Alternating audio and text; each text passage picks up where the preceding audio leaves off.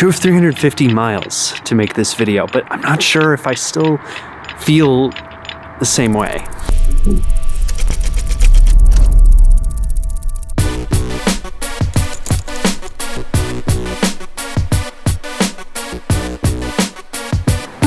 Hey, does this seem like a cool YouTuber outfit? Please don't rip my jacket. It's for a 12-year-old boy. So I get the same question a ton. Phil, what kind of gear do you use for one-man run-and-gun journalism shoots? And it's a good question. So I want to show you my setup, whether it's in a controlled setup like this or out in the field. See, usually when people say field, they mean a location that's not in the studio, but I'm in a literal field. I gotta go find a stick. There's David Sandberg. He is this super deadpan Swedish director. He made Shazam and Annabelle Creation, but he also has a YouTube channel. It's called Pony Smasher. And on his YouTube channel, gives a bunch of great tips for how to do stuff in a really cheap way. And the way that he does it is he doesn't say get the most expensive gear. He's like, another thing is that the gear I use might not be the best option out there. It's just what I happen to use at the moment. I really love that because getting good gear is not always an option. I've bought all my own gear and I want to tell you how to do it cheaply. And are the solutions you come up with janky sometimes? Yeah, sure, maybe little, but if they work, they work. So that is what I want to talk about.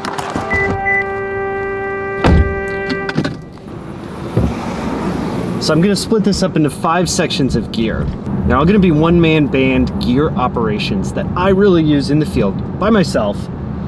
I'm gonna start with the most interesting section, but as the sections go on and get more boring, I'm going to make the places more interesting and harder to reach if you are not part of a one-man band. So hopefully there will be a little adventure here too. Am I in heaven? No, we're just in my basement. That's because I'm talking about the headline stuff here, the camera and the lens. And I only have one camera and I only have one lens. I'm a little bit of a weirdo that way, but this is a true one-man band operation. So to show you what I have, I'm gonna switch it out with this bad boy. This is the Insta360 1R. So yeah, that's it. This is the camera I use. It is a Sony a7 III, and right now I'm plagued by a giant inferiority complex because of the Sony a7S III, which just came out. It seems awesome, but you know, the thing is that this one is good enough. As soon as I can justify purchasing the a7S III, I will do so, and in doing so, I will fill a hole in my heart that can only be filled by material objects. I have the G Master 16 to 35 on here. And that is a very intentional thing. I got this lens because I wanted my storytelling to be shaped by the lens that I used. And in my case, I had a bunch of noticeable weaknesses that I thought a lens like this could help me with. First of all, I'm addicted to shooting in as shallow of a depth of field as possible. And it's a weakness because as journalists, we're supposed to be telling stories about the environments that we're in. God, this is gonna be disgusting. This is what all my videos would look like if I were left to my own devices. For me, I'm really trying to internalize all that advice that I get from other people, that the camera and the lens and even the ND filter are all just tools to telling a story.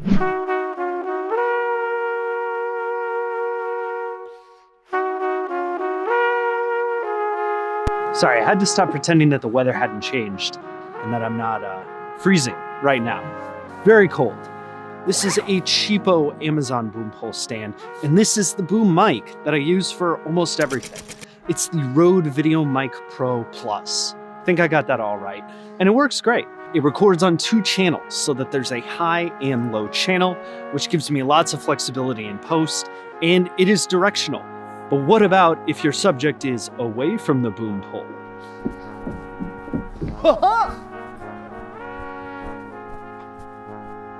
you can still hear me right now, even while I do cool parkour all around this stage. And that is because I'm wearing a lav mic. It is the Built Like a Rock Tascam that I love. This Amazon stand right here is the best cheapo Amazon purchase that I can recommend, by the way. A lot of the other ones are too janky and fall down on me. This guy is consistent and you don't really need a sandbag or anything else. You just bring it with you and you roll.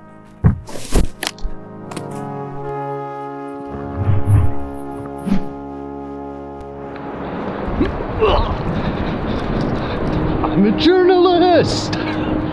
This is journalism. Find me a crew that can do this.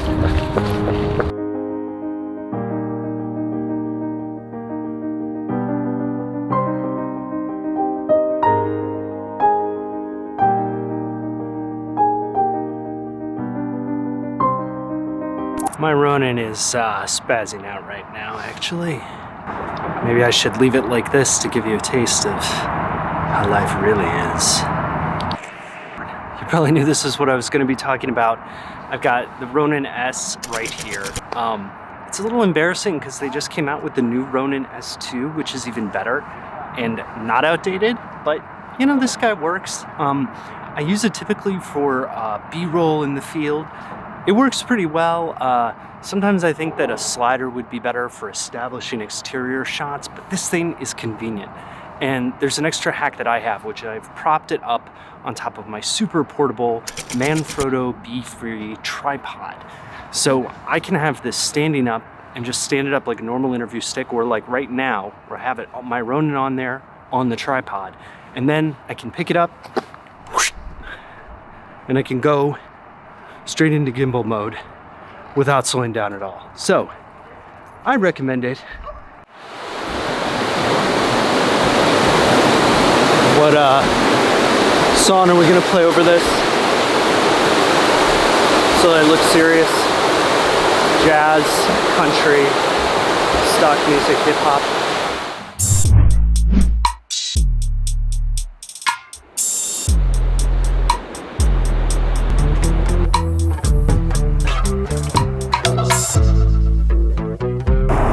Hopefully the idea of accessories will be slightly more interesting because you'll want to see me fall into the river to my death. Most of them are pretty commonplace. Football, wipe, stickies, totally awesome. ND filter, right here. Creepy little brush thing that I use to massage my cheek. Forgot about my backpack. It's a backpack, it holds stuff. Honestly, it's a commodity item. People have strong opinions about them, but they also have strong opinions about bread, and if you get down to it, it's just something to put the cheese in between. Did that sound folksy? I think that's really eloquent, or the stupidest thing I've ever said. That's pretty much it for the last thing. I want to go a little bit further, somewhere where only one person can go. Somewhere where I can talk about the point of this entire video.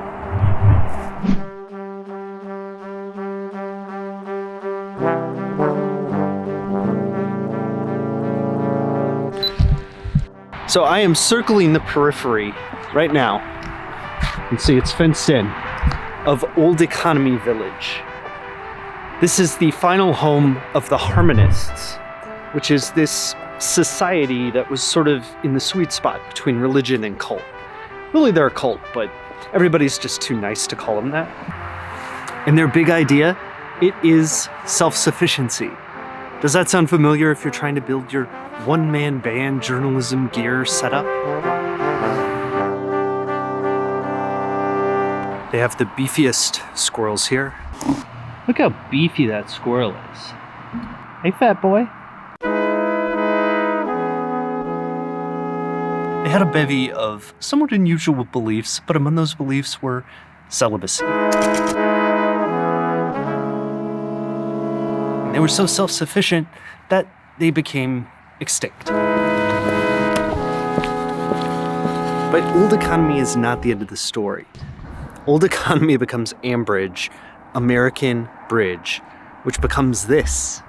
And it is the completely prototypical steel town from its rise to prominence literally girding the economy with steel to its fall. In the 80s, there's a lot of production shifts overseas.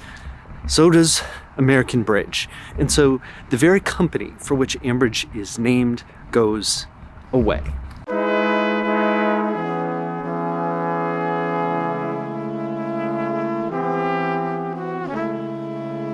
So what does any of this have to do with anything? Let's go back to David Sandberg. He is a guy, you remember him, right?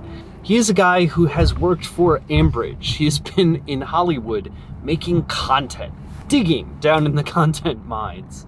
But he's also done stuff on his own. He has been in the harmonists, creating their own little society in old economy. He's done both of those things, but not everybody can.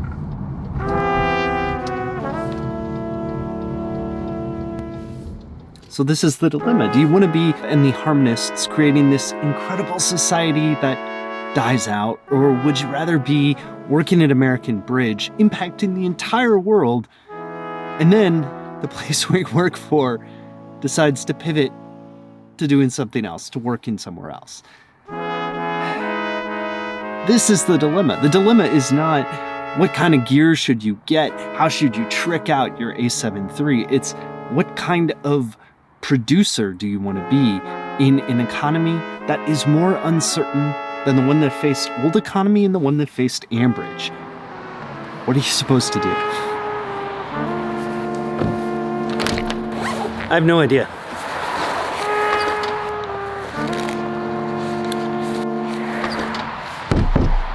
But bring duct tape.